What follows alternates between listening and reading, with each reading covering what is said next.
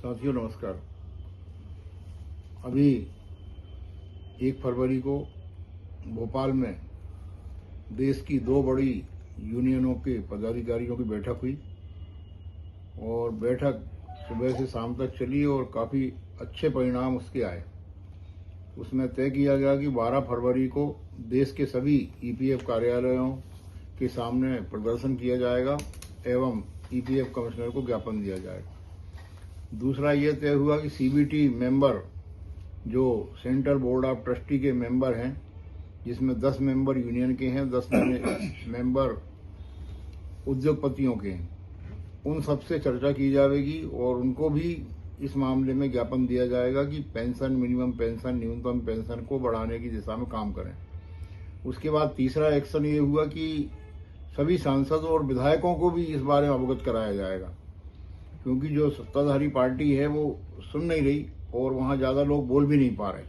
संसद में हमेशा क्वेश्चन उठता है, परंतु एक रटा रटाया जवाब दिया जाता है कि कंट्रीब्यूटरी योजना है, जितना पैसा जमा किया लोगों ने उतनी पेंशन हम दे रहे हैं। और तो इस सारे चीज़ें एक्शन हुए। उसमें एक एक्शन कमेटी का निर्माण किया गया और एक लीगल कमेटी का निर्माण किया गया।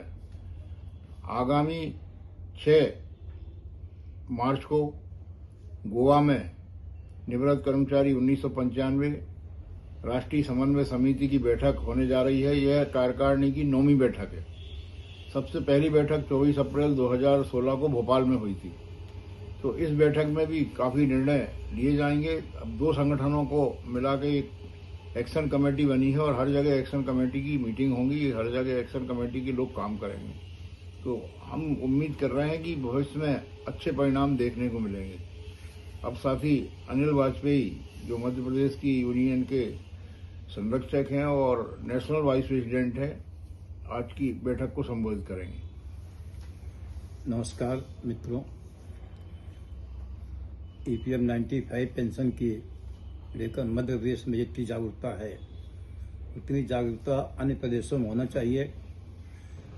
जागरूक होने के कारण ही मध्य प्रदेश में श्री परसाई जी को नेशनल संयोजक बनाया गया एक्शन कमेटी का। अपनी नेशनल बैठक में भोपाल में भी हुई, ग्वालियर में भी हुई, 2-3 बार भोपाल में हुई।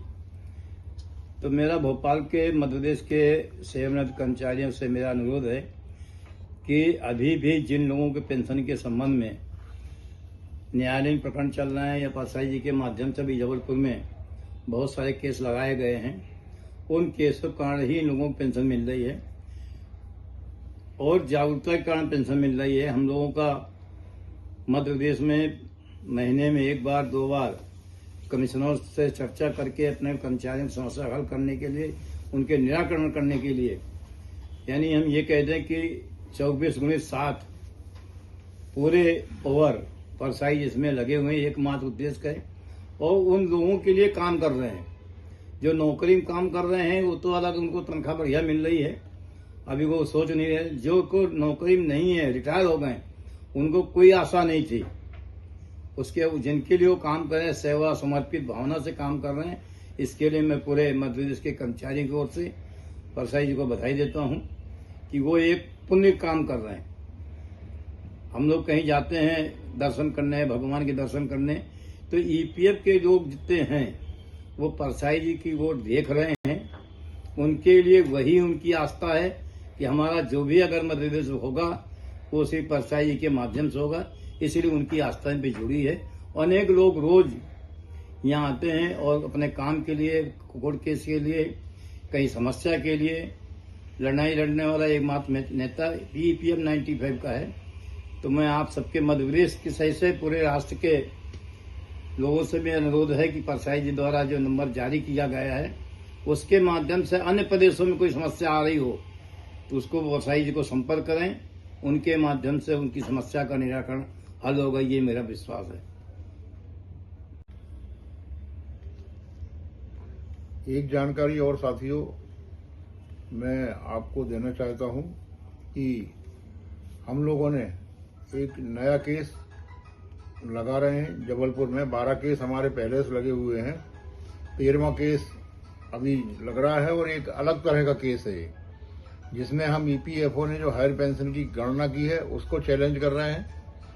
ईपीएफओ ने जो हमें ब्याज नहीं दिया एरियर पे उसको चैलेंज कर रहे हैं। 2 साल का वेटेज पुरानी दर पे दिया जा रहा उसको चैलेंज किया जा रहा है। तो ये सब चीज़ों को लेके एक केस हम नया लगा रहे हैं। आगे की इसी वीडियो में आपको 1 तारीख की कुछ झलकियां आप लोगों को देखने को मिलेगी। कर्मचारी एकता जिंदाबाद, इंकलाब जिंदाबाद, ईपीएस 95 जिंदाबाद। है उसको पूरे सैलरी पर पेंशन मिल रहा है।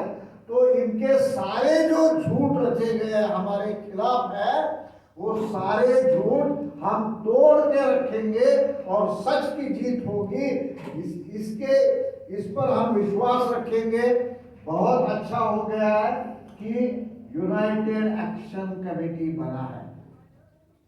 हम साथ साथ है और हम एक्शन लेंगे। कितने एक्शन लिए हैं, कितने एक्शन आज तक भी लिए हैं। रास्ता रोको किए हैं, रेल रोको किए हैं। हमने महाराष्ट्र में मीरज में 5000 लोगों को रेल की पटरी पर उतारा था। पुलिस कुछ नहीं कर पाई। क्या करें हम बुजुर्गों के साथ? हमें पीटना भी मुश्किल है, हमें अरेस्ट करके जेल में रखना भी मुश्किल है, दवाई ढूंढना पड़ता है। इतनी दिक्कत पुलिस के सामने आ जाती है। फिर भी हमने इतना सारा करने के बाद भी हमारे देवराव पाटिल को कोर्ट केस चलाया गया। रेल क्यों रोका? मुझे देवराव पाटिल बोल रहे हैं मुझ पर केस डाला है और मुझे बोल रहे जुर्माना भरो। मैं बोला तुम कैसे भरोगे इतने कम पेंशन में?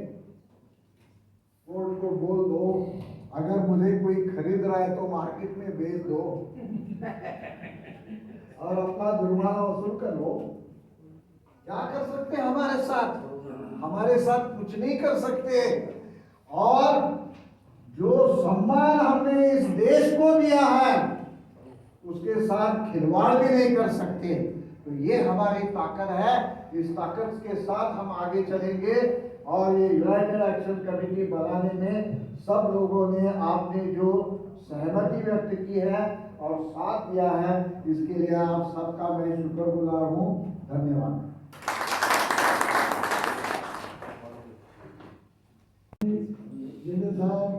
और सबसे हमारे प्रमुख परसाई साहब, देखो परसाई साहब का जितना भी कर सको कम है, जितनी आप प्रशंसा करो उतनी कम है।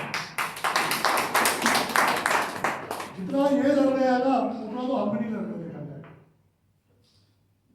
और ये कामयाब भी हुआ है, ऐसी बात नहीं है। आप देखो मध्य प्रदेश में सबसे ज्यादा लोग हैं जिनको पेंशन मिली है। तो हमें इनसे सबक लेना चाहिए कि हाँ भाई कैसे सबको यूनाइट करके आगे चलाना है। दूसरी बात ये है कि आपको पता ही है कि आज न्याय के साथ क्या होता है। आप पहले भी हाई कोर्ट में जीते रहे हैं, सुप्रीम कोर्ट में मार खाते रहे हैं। आज भी आप हाई कोर्ट में जीत रहे हैं, आज भी सुप्रीम कोर्ट में ही करना पड़ रहा है। ईपीएफओ ने अभी देखो पंजाब हरियाणा हाई कोर्ट से जीते हुए लोगों के खिलाफ बड़ा टैक्टफुली जगह ने मुकदमा डाला है, केस डाला है। उसमें क्या किया, प्रमुख बनाया एक अलग पार्टी को, कुलवंत सिंह जिसके नाम से केस है, और बाकी सभी दूसरी तरह के लोग हैं, उसका उनके साथ कोई मेल नहीं बनता।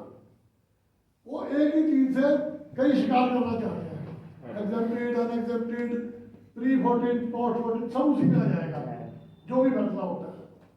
तो और आप देख रहे हो कि क्या हाल है आपकी जुडिशरी का। जब सुप्रीम कोर्ट में ये काम हो रहे हैं तो इससे अच्छा हम सुप्रीम कोर्ट बंद ही कर दो यार। क्यों ये सारा ड्रामा रखना? ये ड्रामा ही है, थिएटर बन गया। सुप्रीम कोर्ट थिएटर आ गया जिसमें जो स्क्रिप्ट वहां से लिखी जाएगी मोदी साहब के वहां से वही आगे फाइनल होगी। क्योंकि हर ये जो आपने जज लोग बैठे हैं वहां पे सब इतनी पेंशनें लेने के बावजूद इतने उनको भत्ते मिलते हैं, नौकरियों का, फलाना का, ढिमकाना का, आपने देखा होगा ललित के मामले में लगे हुए थे ये सारे कि इतने उसकी रिटायरमेंट के बाद भी उसके पास इतने सरकारी नौकर रखे हुए हैं। उनको तो फिर भी काम चाहिए, नौकरी चाहिए इतनी पेंशन के बावजूद, और वो ये नहीं सोचते हैं कि इतने लोग जो हैं उनको 1000 रुपये की जरूरत नहीं। सोचने की बातें हैं, कोई इस तरफ किसी मोदी का ध्यान नहीं देता।